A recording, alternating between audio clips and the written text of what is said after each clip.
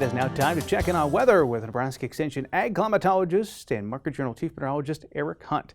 Eric, the mild March has many of us thinking and looking ahead to the upcoming growing season. And to that point, you've prepared a summer outlook as part of your update. What's catching your attention? Well, thanks, Bryce. It has been a warm start to March, and I do indeed have a summer outlook for you. First, so any cattle ranchers that were affected by the recent wildfires are invited to attend an informational meeting on Tuesday, March 12th. That's next Tuesday at the West Central Extension Center in North Platte. Please RSVP to Lincoln, Logan, McPherson County Extension Office. Week ahead, it's going to stay pretty warm, particularly in the eastern portion of Nebraska, where I think we're going to have multiple days with highs in the 70s. I don't think we're looking at record highs, but very, very warm and staying warm at night for most of next week. But as we head later next week, though, my attention turns towards this trough in the southwestern U.S. It looks to be slower moving, and maybe we'll bring some chances of rain and maybe some thunderstorms to parts of Nebraska as we head toward the later part of next week. So again, timing and certain details are still a little bit fussy this far out, but there is definitely possibility, some hope for some rain. The CPC also shows above average precipitation being possible as we head toward the middle of the month, and continued warm temperatures for the middle of March. I think as we head toward later in the month, we will start seeing temperatures slide back a little bit closer toward the average, maybe even slightly below average, but no real cold air seems to be moving into the horizon.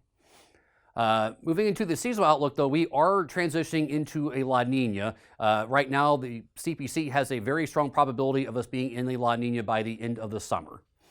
SST anomalies right now are still showing El Nino conditions. So again, but the easterly wind anomalies are picking up. So El Nino is starting to transition back into neutral conditions, and we are expecting a La Nina to be in place by the summer. What I'm going to be watching, though, is if we start turning over cold here in the North Pacific and what happens with the Bermuda High this summer, because that will have a bigger impact on our weather this summer than the La Nina. The CPC's official forecast right now is for it to be a little bit drier than average statewide and across most of the central U.S. The National Multi-Model Ensemble Composite also is showing a better than average chance of it being dry across a lot of our region of the country this summer. Again, this is our closest analog, I think, right now is 2016, and we were a bit on the dry side in the summer of 2016.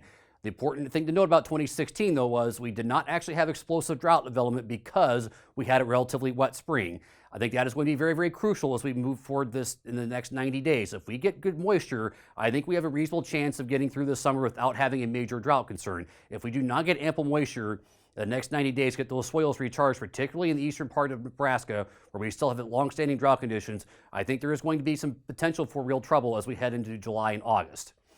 CPC is showing a decent chance of being warmer than average for most of the country, but not really showing a strong warm signal in our area. And again, the National Multi-Model Ensemble is showing it being warmer than average everywhere, but a little bit more weakly warm in our area. So again, I think the risk of a significant heat wave is a little bit lower this summer than some other years, but I do think there will be chances of it being warmer, particularly at night. So I do expect it to be warmer than average for most of the summer, and I think that could be exacerbated if we start going into drought conditions by July and August. Thanks. Back to you, Bryce.